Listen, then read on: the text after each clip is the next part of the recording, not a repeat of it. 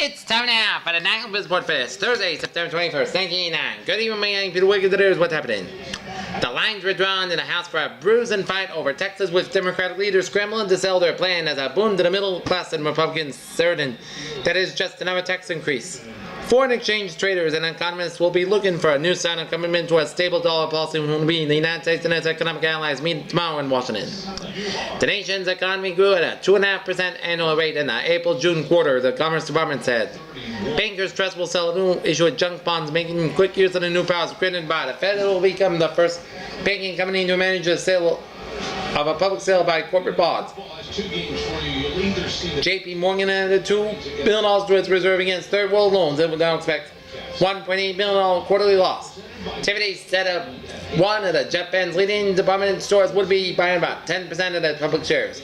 Dow Jones moved to make its ownership of Telluride compete with an unexpected $576 million offer for the purchase of the financial information service now in public hands. Campo retail officials denied that the three largest department stores and their 9 retailing chains would soon cut prices. IBM and Baxter Healthcare are forming a partnership to sell software and service to hospitals and physicians. 3 Common said it earned money after all last quarter. It told analysts last month that it might face a loss. The pilot management group taken by UAL predicted that they needed to be paid off in 8 years. Rupert Murdoch will sell his Boston TV station and the group that owns the Boston Celtics. He's faced an FCC order to sell either the station or the Boston Herald. An FTC judge ruled that the Owens, Illinois ballot antitrust laws went in required Brockway in April 1988. R.J. Reynolds said it would be introducing United States cigarette shipments for the rest of the year and eliminating its sales incentives. Japan's economy is continuing to expand in a robust rate according to government figures into the growing labor shortage and increasing inflationary pressures. The head of the IMF said most of its fund memberships supported an substantial increase in the amount it could make available to meet the emergency financing needs in the 1990s. The Chicago Merc will begin an experiment in which some future trading would take place off the exchange floor.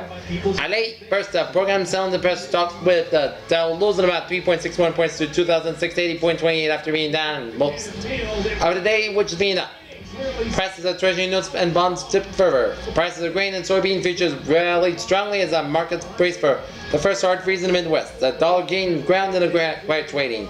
Gold prices were mixed. Short interest on the New York Stock Exchange slipped 1.3% in the 4th week period that ended on September 15th.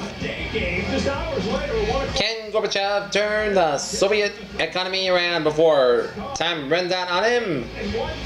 Leonard Silk. If Warren Buffett is borrowing money, does that mean he thinks that there are compelling investment opportunities awaiting? No, he said.